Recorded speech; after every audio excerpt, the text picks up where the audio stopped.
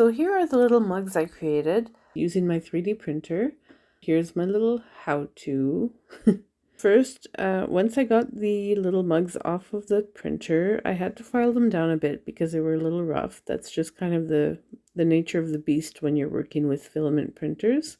It's not as smooth and detailed as resin printers, but a little safer. I don't have to breathe in fumes. And I just prefer it for that reason. I absolutely love my Ender 3 Pro.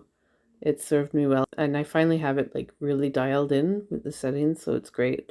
If you'd like to know more about 3D printing, don't ask me, I'm not an expert, but I do plan on making more videos integrating 3D printing with my miniatures. So I'm filing them down with a file that I got at a garage sale. It's a garage sale I love to go to every year. It's a big, huge community garage sale, and there's like house after house after house. You can never do it all in one day.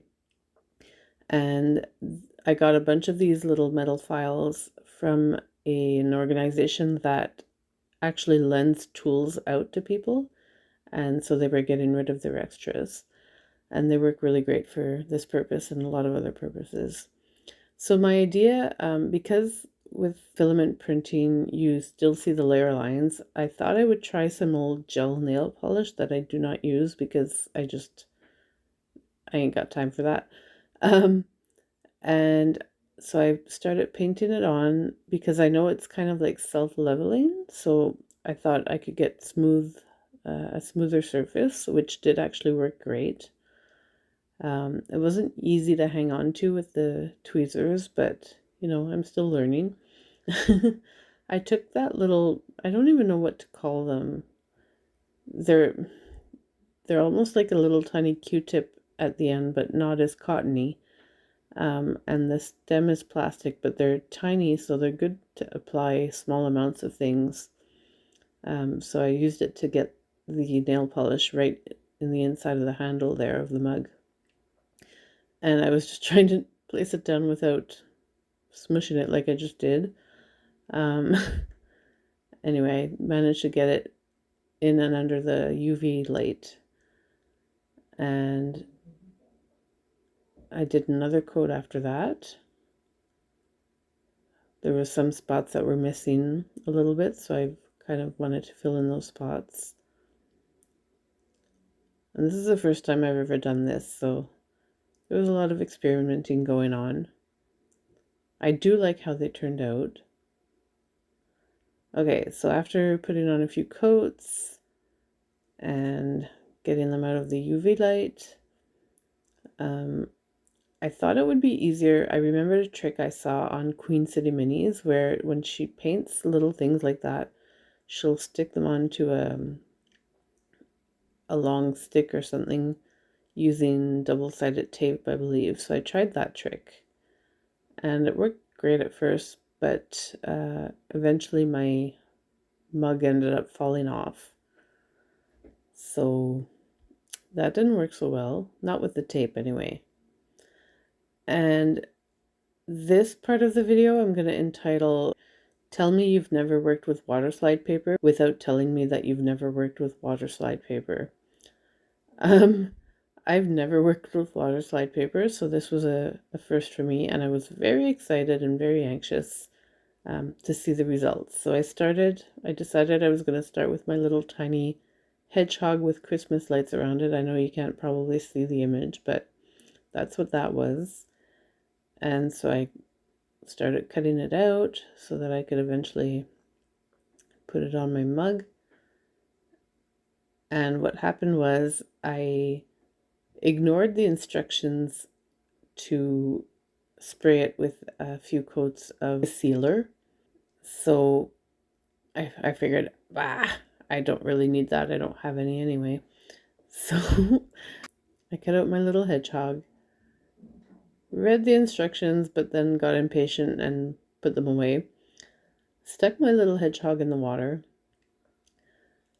and then kind of saw some colors floating away, but I still had hope. But then when I took it out, it was just a big mess. It was just a glob. It wasn't a hedgehog anymore. It was just a brown mess. Then I got smart and I went to the store and I got some sealing spray. And so I did about 3 coats and dried it with my handy dandy Ranger heat gun, which sometimes comes in very handy. Then I tried it again with my next little graphic that I printed out, stuck it in the water, and tried to drown it to make sure that it got wet enough. I couldn't wait to see the results. I was very anxious. I had high hopes. So now I'm taking it out. It already looked better and felt better. So now I'm trying to slide the paper backing off so that I can put the water slide onto the mug, but it was not ready yet. So I stuck it back in the water, waited a little longer, and now I took it out again. And now I could see that the paper was sliding, so I got it ready to slide on my little mug that I had already dipped in the water, because you need water on both surfaces, apparently. And then I applied it, just using my fingers, basically, trying to get the image to stay where I wanted it to, and sliding off the paper that didn't need to be there. And I had to play around with it a bit to get it exactly where I wanted, because every time I'd move a little bit, the whole thing would slide, hence the water slide name. Anyway, I finally got it where I wanted to, and I thought it turned out pretty cute. I was impressed.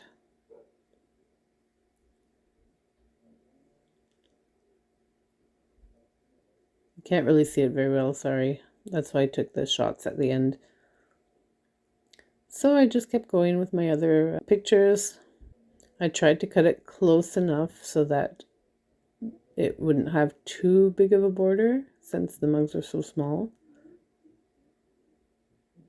Sometimes it was helpful to use my tweezers to kind of slide it around until I got it in the right position.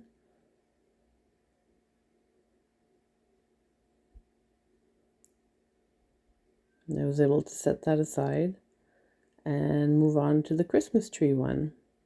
I tried different techniques. So a few of them I tried the gel polish. One of them I left plain just to see what the result would look like. And it definitely looked okay, but I think the gel polish gave it that extra little something, that extra smoothness anyway. It really looks more like a smooth ceramic surface.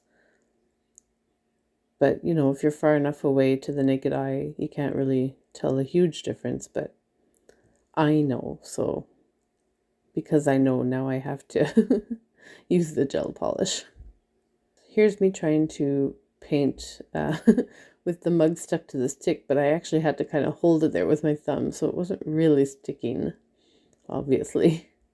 So then I thought of a better solution that I wanted to try.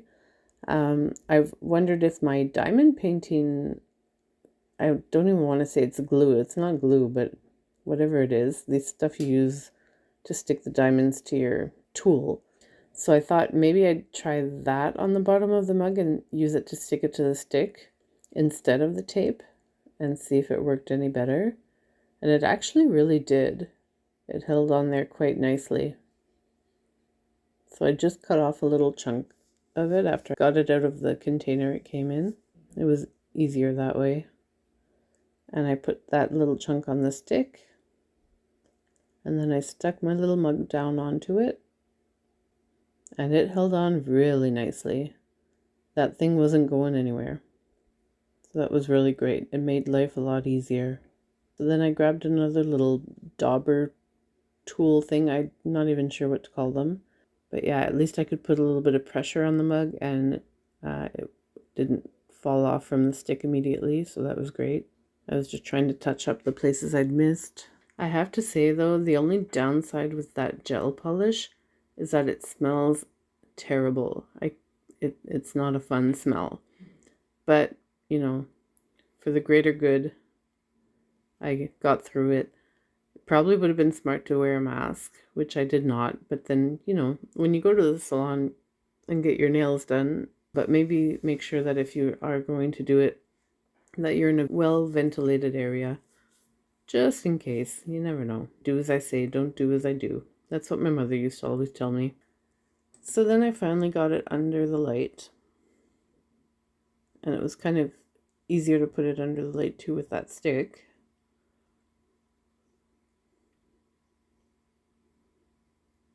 And so that's what it looked like after putting it through under the UV light.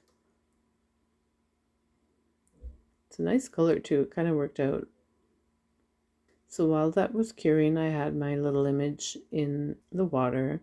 It was a cute little image of a cat tangled in Christmas lights. It turned out great. The only issue with that one was that because the color of my mug was blue and because I was using transparent Waterslide paper, obviously the blue came through, so my cat turned a little blue. I guess it's better than turning green. So yeah, that was the only issue. But if I had used Waterslide paper with a white background, yes, the color would have been better, but I would have had to cut really close to the image. And the way the image was, that would have been very difficult. So I think if I had to do an image like that again, I would use the white gel polish, and that way I get the best of both worlds. Still turned out cute though. One of my favorites was actually the snowman. It was a cute little snowman face on the white mug. Unfortunately, I was not patient enough and I had to go show everyone in my family right away. And in the process, I smushed his face. So I'll have to make another one later on because it was really cute. But yeah, I absolutely love these. They're so cute. Anyway, thank you for watching. Like, share, and subscribe if you think it's worth it, or if you like it, or if you know someone who you think would like it. You know the drill. Anyway, bye for now, mini dreamers. And remember, big dreams come in small packages.